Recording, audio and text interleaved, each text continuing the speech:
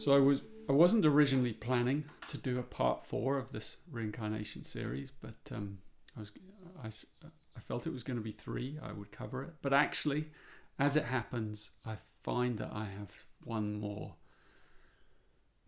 insight to share, because we've talked about the individual incarnation and that journey. We've talked about souls coming together, soulmates, twin flames, all of that stuff. We've talked about soul groupings and constellations and families. And so this seems to me like there's one more level, which is humanity. Humanity as a whole, our collective being incarnates in this story. And in the first one, I remember saying to you once in an experience, a mystical experience, an altered experience, I saw the algorithms of incarnation. It's not something I brought out with me from that experience, but I kind of saw that everything was this perfect kind of preconceived pulsing that had a mathematical basis to it. And this is what I see, like the whole of humanity is one organism, one collective consciousness. The consciousness of the whole, of the divine, kind of has come down into this human experience as a whole, and then splits up into all these shards and fractals, mathematical geometries, and then goes through this pulsing, purling, amazing breath pattern as it forgets itself and then comes into this form principle over and over and over again down these fractal lines, these beautiful infinite fractal lines. And each line has to get back to its source, like the serpent, each kind of consuming its own tail again, in the Ouroboros, the Greek mysteries. And so, that's our journey as a whole species, as it is our journey as an individual. And it has a perfection to the unraveling. And I think what's of real value in this insight is that there is a pattern to the unfolding of that evolutionary story, that arc. And that, within the layers of this story there are epochs, grand epochs of consciousness diving into the form, forgetting itself, remembering itself through different ways. And these epochs, right now we're in an epoch, and an epoch may be thousands or millions or hundreds of thousands of years, and the epochs themselves are separated by major events, often cataclysmic events.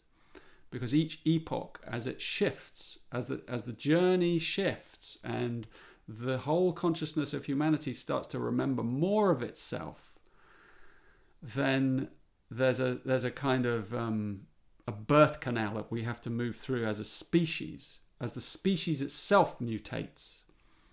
And I've told this story in one of my webinars long ago, called the mutation of the solar plexus and this coming of the sixth race. It's really a great journey. It's a lovely story. And behind that is this notion that there are whole epochs that have occurred in the past that are no longer accessible to us. They're beyond recorded history. We're beyond our recorded. All we can do is look back. As far as we look back, we might maybe come to Neanderthals and cavemen and Cro-Magnon and the early prehistoric primates and stuff.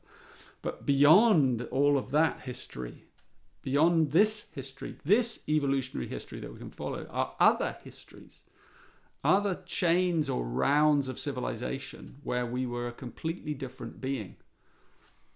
And then before that, there was another one, also forgotten to that civilization or that epoch.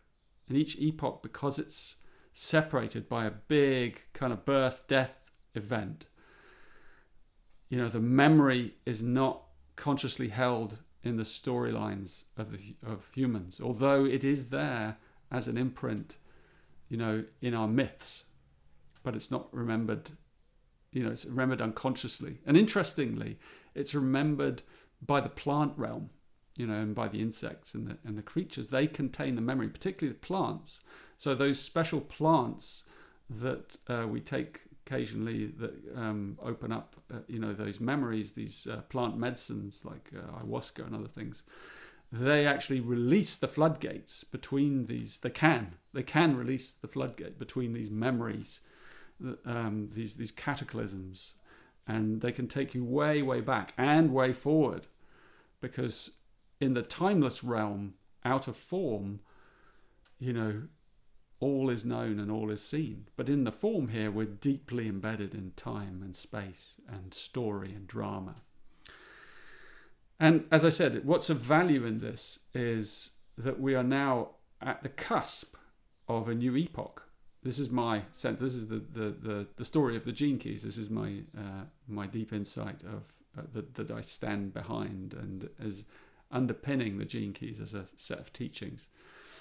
And so things before the epoch changes, things change rapidly.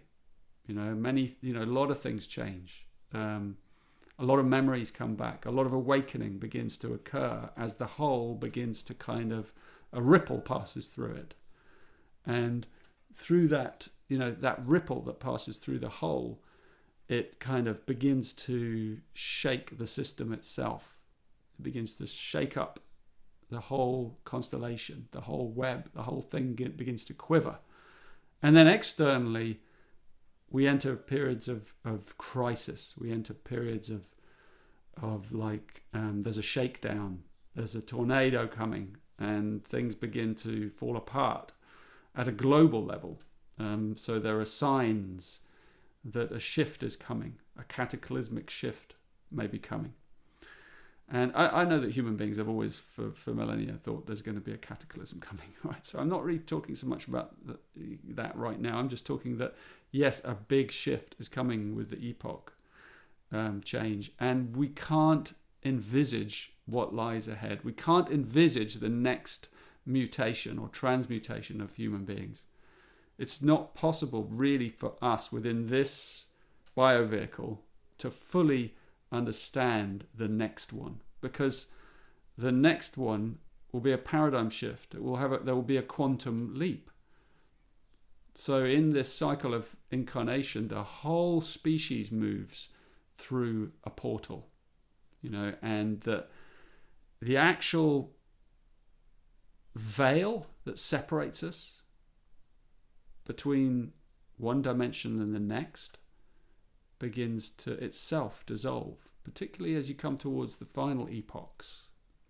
And we're entering into the 6th of 7 epochs. And that means that towards the end of that epoch, our 5th epoch, we really get glimmers of what's coming. And that means that individuals have the breakthroughs, and more it starts to ripple into the collective. And actually these algorithms, the basic machinery of the whole thing starts to be revealed. And so we can see through the veil.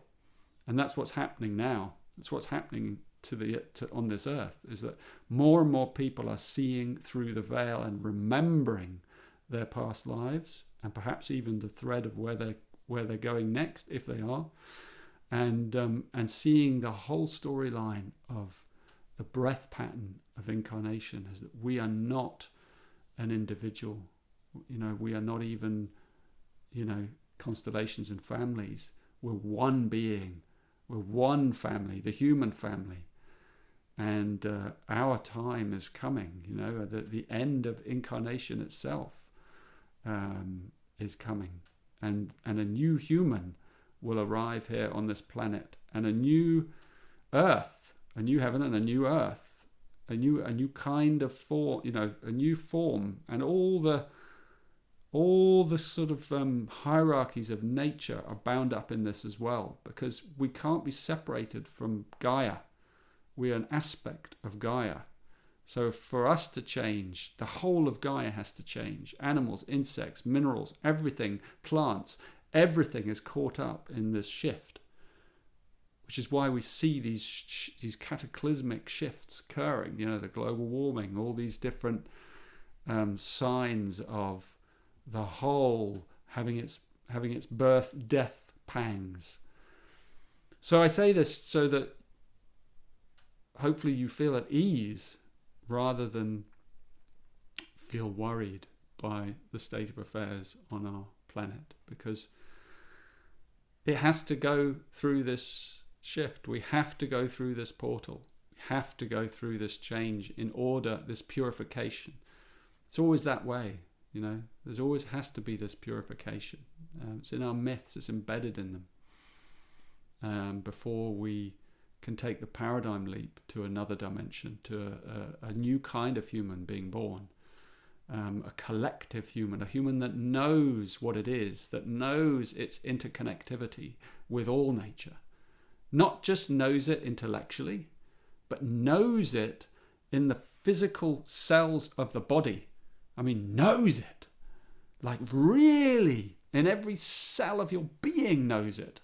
So that there's no way you could harm another being. No way. It would be like, why would I do that when I feel so good? Why would I harm another being? And why would I harm another being when it's me? I know it's me. I can't possibly do it because I can't. So that's what's coming. That's the final part of the incarnation story that's left. Wonderful tale, isn't it?